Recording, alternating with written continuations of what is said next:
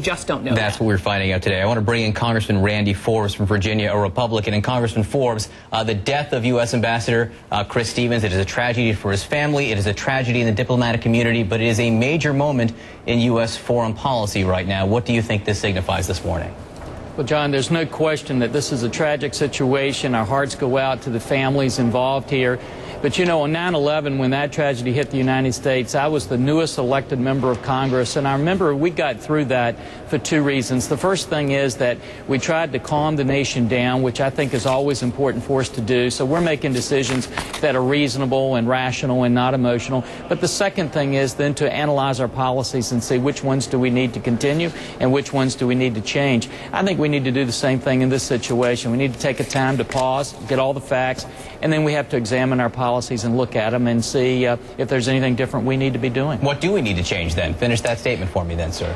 Well, John, I can't answer that until we've looked at all the facts. I think sometimes that we like to have knee-jerk reactions, but one of the things it seems like is that our foreign policy efforts in the Middle East are having some bumpy roads right now, if not collapsing altogether. And I think at some particular point, after we have taken some time to analyze this situation, we need to examine that and look at that and see which road we want to travel and move forward then. On the subject, sir, of knee-jerk reaction, I suppose actually it's not my place to call it a knee-jerk reaction. The Romney campaign yesterday released a statement before the assassination of Ambassador Stevens, but it was talking about the violence that had been going on in Libya and in Cairo. The Romney campaign released this statement, said, "I am outraged by the attacks on American diplomatic missions in Libya and Egypt and by the death of an American consulate worker in Benghazi." That is a separate death, by the way, than Chris Stevens. Romney goes on to say, "It's disgraceful that the Obama administration's first response was not to condemn attacks on our diplomatic missions, but to sympathize with those who waged the attacks." What's interesting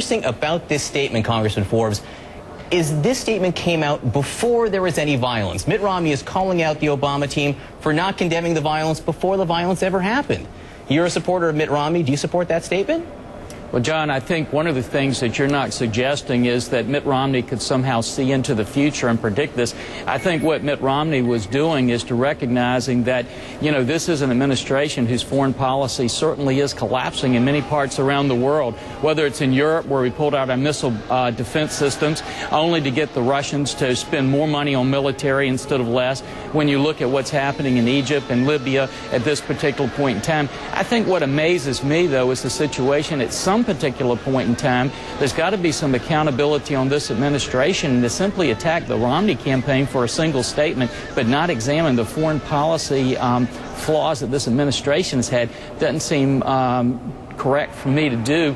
I just think, though, at some particular point in time, after today, after tomorrow, after we've assessed these facts, we need to examine our foreign policy and ask if we're making the right decisions in the Middle East. And I think in many situations we're not. All right, Congressman Randy Forbes, thank you so much for joining us this morning. A very sad morning for the entire community here. I want to bring